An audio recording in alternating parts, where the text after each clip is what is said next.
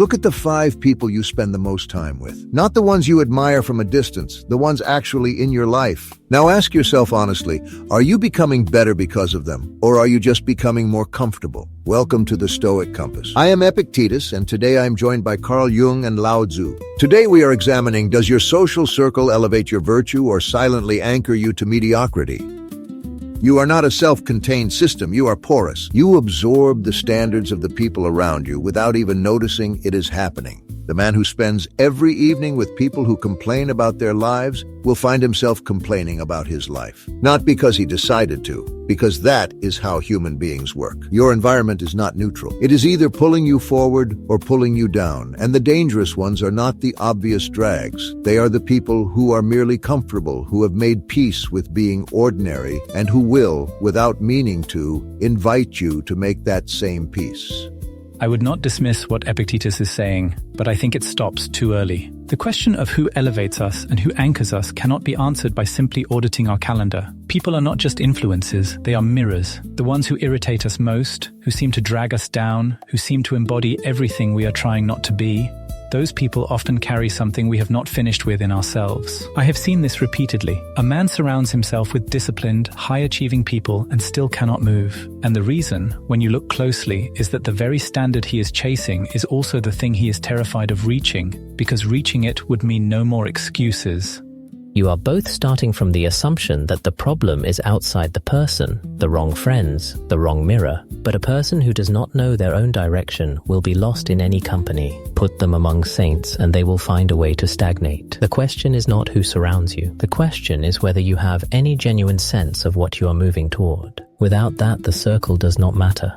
That is a comfortable answer, Lao Tzu, and I'm suspicious of comfortable answers. Yes, inner clarity matters, but you are using it to sidestep something real. We know from experience, not theory experience, that a young person placed among people who prize excellence begins to prize it themselves. Not because they chose it philosophically, because it became the water they swam in. Aristotle said it, Marcus proved it. The people you eat with, argue with, laugh with, they set the floor beneath your feet. And if that floor is low, you will call it normal.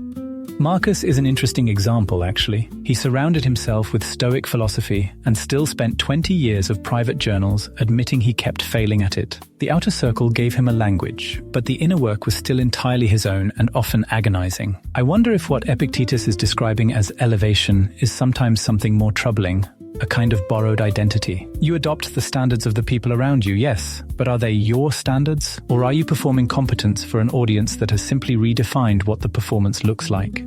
That is closer to what I mean. A person can move to a different city, replace every person in their life, join a new group of the ambitious and the disciplined, and carry the same immobility with them in a different costume. I am not saying the circle is irrelevant. I am saying the circle is the wrong place to start looking. Then where do you start looking? Because I will tell you where most people actually start. They start with excuses. They say, I would be better, but my friends are not serious.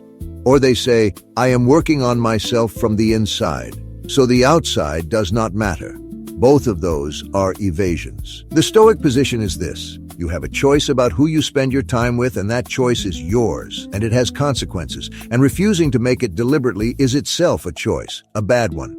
I am not arguing against choosing deliberately, I'm arguing against choosing blindly. When someone finds themselves repeatedly drawn to people who underperform, who drag, who gossip, who avoid effort, and this keeps happening across different social contexts, different cities, different jobs, that is not bad luck. That is a pattern, and a pattern like that belongs to something internal, not something external. The shadow, in my language, is what we cannot see in ourselves but keep encountering in others. The person who keeps ending up in mediocre circles may be, on some level, keeping themselves there. You are both describing real things. Epictetus is right that the environment shapes the person. Jung is right that the person shapes which environment they keep choosing. But there is a third thing neither of you is saying. Sometimes, what looks like a person being anchored to mediocrity is actually a person waiting for something in themselves to ripen. Forcing your way into a circle of the excellent before you are ready does not make you excellent. It makes you anxious.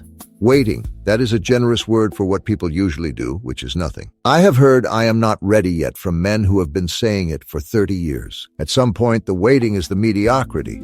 But urgency without self-knowledge is also dangerous. I have worked with people who left behind everyone who knew them, threw themselves into ambitious new environments, and had complete collapses within 2 years, because the thing they were running from came with them. The social circle was never the actual problem. And yet neither of you is asking a simpler question. When you are with certain people, do you feel more like yourself or less? Not more productive, not more challenged, more like yourself. That question tells you more than any analysis of who is elevating whom. That is too soft. More like yourself. What does that mean if yourself is the problem? A man who is lazy feels most like himself when he is lazy. Comfort is not a compass. He has a point there, Lao Tzu. The feeling of authenticity can itself be a defense. Some people feel most like themselves in exactly the environment that keeps them stuck, because it is familiar. The psyche prefers the known wound over the unknown healing.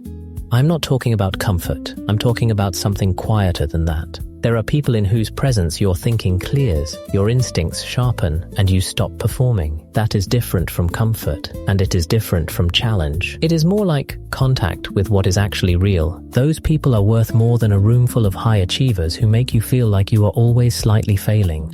Now you are describing something I can use. The person in whose presence you are more honest, more awake, more willing to act. Yes, that person is worth seeking, but you do not find that person by waiting. You find them by already being in motion, because people in motion tend to find each other.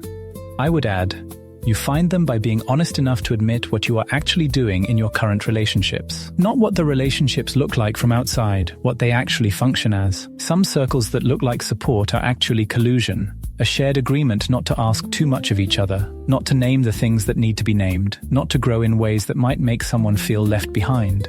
Yes, and the person who is most afraid of leaving that collusion is usually the one who knows most clearly that they need to. So we agree that there is such a thing as a circle that anchors you, and it is a real danger, and it is not just a matter of inner attitude. I agree there is such a thing. I disagree that you can simply identify it from the outside and replace it with a better one. The work has to happen simultaneously, inside and outside, or the outside change means nothing. I agree that both are true. I think the place most people miss is the moment just before they make a decision about their circle. In that moment, they are almost always asking the wrong question. They ask, are these people good for me? They should ask, am I willing to be honest with myself about what is actually happening here? That is the right question. But honesty without action is just sophisticated self-awareness. Knowing the cage does not open it. And forcing the cage open before you understand why you built it means you will build another one. The cage is not always a cage. Sometimes it is just where you are standing while you figure out which direction is yours. And sometimes it is a cage, and the person standing in it has been calling it a resting point for years.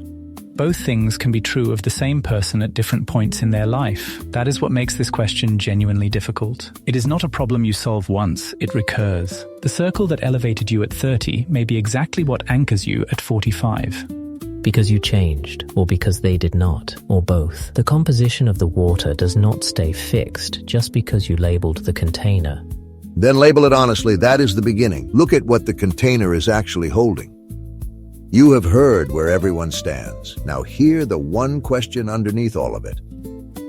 The question is not whether your social circle is good or bad. The question is whether you have been honest about what it is actually doing to you. Most people have not been, not because they are stupid, but because looking directly at this is uncomfortable. To say, these people are holding me back feels like a betrayal. To say, I have been using this circle as a reason not to move feels like an admission. So instead, people do nothing. They stay. They manage the discomfort. They call it loyalty or timing or being realistic, and the years pass. Here is what is actually in your control. You cannot control who other people are. You cannot force your circle to become more serious, more honest, more excellent. What you can control is who you choose to be in proximity to and how much of your limited time you give them. This does not mean abandoning people you love. It does not mean performing some cold audit and cutting people from your life like expenses. It means being deliberate. It means asking, when I leave this person's company, am I more alive or more diminished? Not more comfortable, more alive. That question, asked honestly and consistently, will tell you everything your calendar is currently hiding from you. Today, try this. Think of the 3 people you have spent the most time with in the last month. For each one, ask a single question. When I am with them, do I think bigger or smaller? Do not rationalize the answer. Write it down. Then decide for just one of them whether you want to invest more or less in the next 30 days. One decision, one person. Start there. You already know which relationships are elevating you and which ones are not. You have known for longer than you want to admit. The question was never information. The question was whether you were willing to do something with what you already know. Your circle is not your fate, but your refusal to look at it honestly might be. The door is open. Walk through it or do not, but stop pretending you cannot see it. If today's conversation has served you, take it further. Pay Attention by C. Tribune, 12 Lessons in the Practice of Seeing Clearly. Available now on Amazon.